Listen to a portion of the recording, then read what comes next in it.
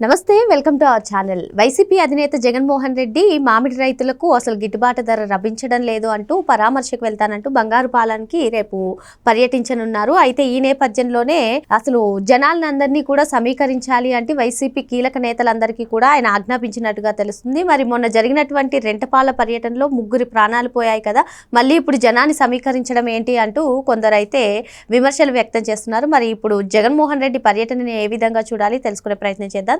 దీన్ని విశ్లేషించడానికి మనతో పాటుగా ఉన్నారు సీనియర్ పొలిటికల్ అనలిస్ట్ అడిసిమేలి శ్రీనివాస్ గారు. నమస్తే సార్. నమస్కారం అండి. జగన్మోహన్ రెడ్డి పర్యటనలన్నీ కూడా ఇటీవల చర్చనీయాంశంగా మారాయి సార్. మరి తెనాలి, పొదిలి, తర్వాత రెంటపాల పర్యటనలన్నీ కూడా వివాదాస్పదంగా కూడా మారాయి. మరి రేపు బంగారుపాలెంలో పర్యటించనున్నారు. మరి ఇప్పటికే పోలీసుల అనుమతి కూడా లభించింది. ఈ నేపథ్యంలోనే జగన్మోహన్ రెడ్డి కీలక నేతలందరికీ కూడా మళ్ళీ జనాన్ని సమీకరించాలి, కార్లలో రావాలి, పెద్ద ఎత్తున జనాలు రావాలి అంటూ కీలక ఆదేశాలు జారీ చేసినట్టుగా తెలుస్తుంది. ఇంకో పక్క ఈ మామిడి గురించి కూడా వాస్తవాలన్నీ కూడా ప్రజల్లోకి పెద్ద ఎత్తున చేరాలి అని కూడా వైసీపీ కీలక నేతలందరూ కూడా ప్రచారం చేస్తున్నారు. మరి వీటన్నిటిని కూడా ఏ విధంగా చూడాలంటారు? ఇప్పుడు అతను మీరు ముందుగా అన్నట్టుగా చర్చనీయాంశం కాదండి, వివాదాస్పదం. మీరు చెప్పినట్టు 2వ లైన్లో చెప్పినట్టుగా అతను ప్రతి పర్యటన వివాదాస్పదమే, ప్రతి మాట ట్రోలింగే. ఏం మాట్లాడినా ఏం చేసినా విధ్వంసం వైపు నడిపించే మాటలే ఉంటాయి. ఇది ఇవాళ కొత్తగా వచ్చింది కాదు. ఆయన ప్రతిపక్షంలో ఉన్నాడు, ఆయన పార్టీ అధికారంలో లేదు కాబట్టి. ఇప్పుడు అక్కడ మామిడి రైతులకి కష్టం వచ్చింది కాబట్టి పరామర్శకు వెళ్ళి ప్రభుత్వం దృష్టికి ఆ కష్టాన్ని తీసుకెళ్ళి ఆ పరిష్కారం కృషి చేయాలని ఆయన ఉద్దేశం అయితే అలా ఉండాలి కదా, దానికోసమే కదా వెళ్తున్నాడు. అటువంటప్పుడు 10,000 మంది 20,000 మందితో వెళ్ళటం ఎందుకండి? వీళ్ళందరినీ పోగేసుకుని బళ్ళు వేసుకుని బస్సులు వేసుకుని కార్లు వేసుకురండి, మండలానికి ఎంత పులివెందుల నుంచి కడప నుంచి పని అక్కడికి.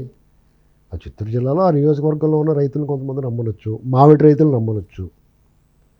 మామిడి రైతులు ఉంటారు కదా, ఆ తోటలు ఉన్నవాళ్ళు లేకపోతే ఆ వ్యాపారం చేసే వాళ్ళు వాళ్ళు కొంతమంది నమ్మవచ్చు. వాళ్ళంతా కలిపితే 2,000 మంది 3,000 మంది ఉండొచ్చు.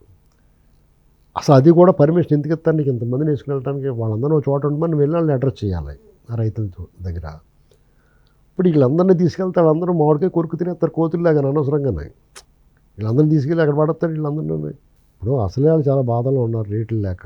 ఈ సంవత్సరం మామిడి కొన్ని చోట్ల ఎక్స్పోర్ట్ లేకపోవడం, కొన్ని చోట్ల రిజెక్ట్ అవ్వటం, దానివల్ల కేంద్ర ప్రభుత్వం జిఎస్టీ ఆ పల్ప్ మీద జిఎస్టీ పెంచడం, దానివల్ల ఏమైందంటే కొంచెం వాళ్ళకి ఒక రకమైన సంక్షోభం వచ్చింది.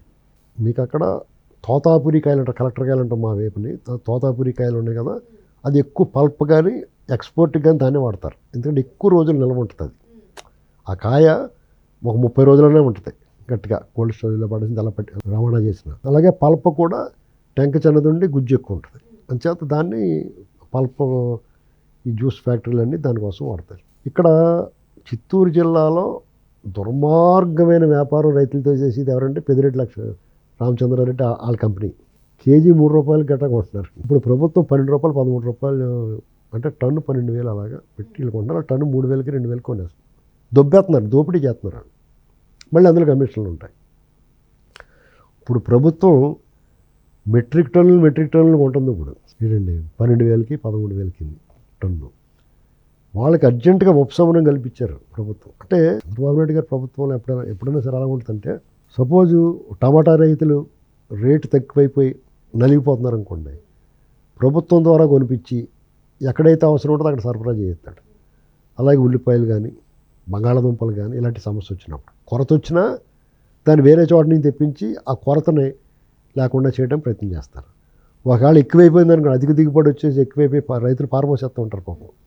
అప్పుడు వాళ్ళ దగ్గర కొని వాళ్ళకి కొంచెం ఉపశమనం కలిగించే పని ఆయన ప్రభుత్వం ఎప్పుడున్నా చేస్తాడు. వీళ్ళు ఉన్నప్పుడు ఎప్పుడు పట్టించుకోరు. కరోనాలో చూడండి, ఈ ఈస్ట్ వెస్ట్లో అరటి తోటలు ఉంటాయి, వాళ్ళకి అరటిపళ్ళు ఉంటాయి బాగానే.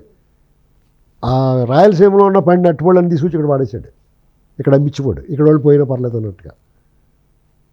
అంటే వాళ్ళకి అసలు ఎదటోడు ఏమైపోయినా పర్లేదు, వాళ్ళ మనిషికి వాళ్ళ తాలూకు ఎవరైనా ఉంటే వాళ్ళకి చేసేయాలి అంతే. ఇంకా ప్రజలు రాష్ట్రం ఇది మన అందరికీ సంబంధించిన వాళ్ళు అని ఏముండదు ఆలోచన.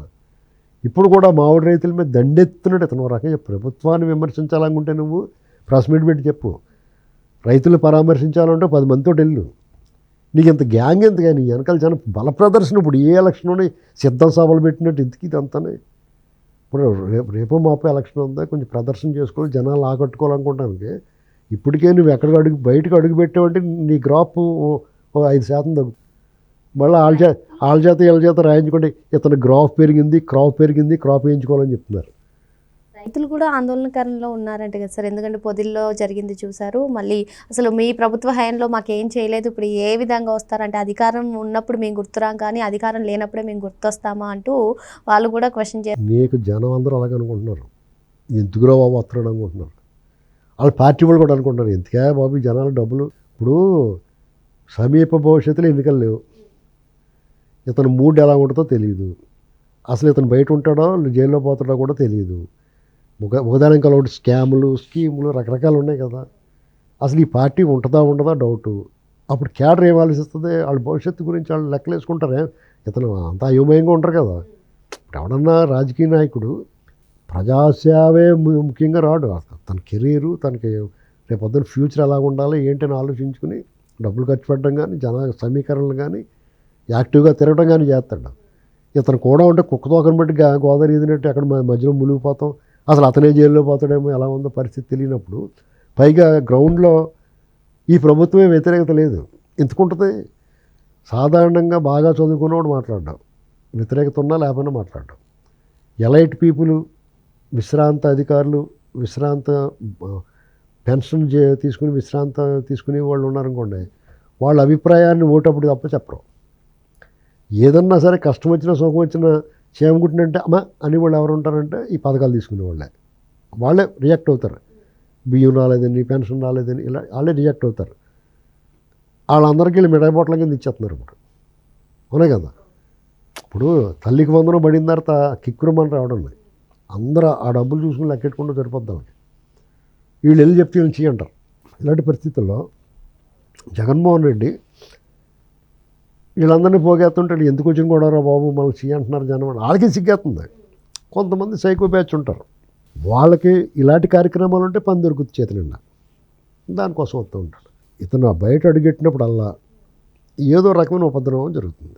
ఆ మధ్యన రౌడీ షీటర్ల దగ్గరికి వెళ్ళి ప్రజలందరినీ భయాందోళనకు గురి చేశాడు.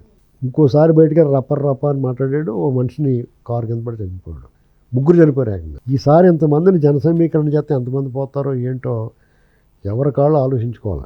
వాళ్ళ శ్రేణులు కూడా సింగయ్య చనిపోయినప్పుడు వచ్చిన వాళ్ళందరి మీద కేసులు పెట్టారు, మీకు రూల్స్ అతిక్రమించారు కాబట్టి. ఇప్పుడు కూడా ఇతని కోసం బయటకు వస్తారు. ఇతను ఆకన్ గోవర్ధన్ రెడ్డి కోసం వెళ్తాడు, ఇంకోళ్ళ రెడ్డి గారి కోసం వెళ్తాడు, కానీ జనాల కోసం రాడు. వీళ్ళందరూ నలిగిపోతారు. ఇందుకోసం ఇవన్నీ పని చేసేది. నువ్వు ఏదైనా మంచి పని కోసం, ఒక మంచి కాజ్ కోసం నువ్వు ఏదైనా బయటకు వచ్చావంటే దానికి ఒక అర్థం ఉంది. ఇటువంటి వాడు వెనకాల తిరగటం అనేటువంటిది ఎవరికి కూడా మంచిది కాదు. వాళ్ళకి కూడా వాళ్ళ భవిష్యత్తు చూసుకోవాలి. అవసరమైతే ఎలా ఎలక్షన్లో అప్పుడు తిరగండి, ఓట్లు వేయండి మీకు నచ్చితే. అంతేగాని ఇప్పుడు వచ్చి తన్నులు తింటాం, పోలీసులు లాంటి దేవుని ముడ్డి పగలు కొడతారు, కొంతవరకు స్పేర్ చేస్తారు, తర్వాత ఏం చేస్తారు, ఎరగొడేస్తారు. ఆ తన్నులు తింటాం ఎందుకు, కేసులు పెట్టించుకుంటాం ఎందుకు. సమాజంలో రౌడీ షీటర్గా ముద్రపడిపోయినారు. రౌడీ షీట్ ఓపెన్ చేస్తారని లైఫ్ కండెమ్ అయిపోయింది. యువత జీవితాలు నాశనం చేస్తున్నాడు అతను, ఒక తరాన్ని పాడు చేస్తున్నాడు. కాబట్టి ప్రభుత్వం చచ్చిన అనుమతి ఇవ్వకూడదు.